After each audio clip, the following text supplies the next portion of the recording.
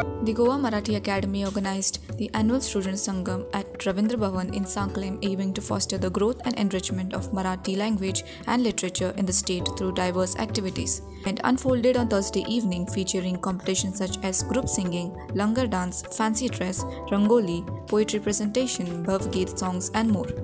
A total of 18 high school and college students from various parts of Goa participated in this vibrant celebration of culture and creativity.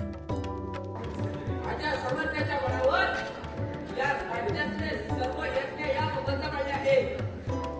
बंद करा ते यज्ञ, बंद करा. जय श्रीराम, जय श्रीराम. राज्य किंमत नाही. या राज्यात तुझ्या पूर्ण करायचे. हे राज्य माझ्या प्रभू श्रीराम. आता तू म्हणायला तयार हो.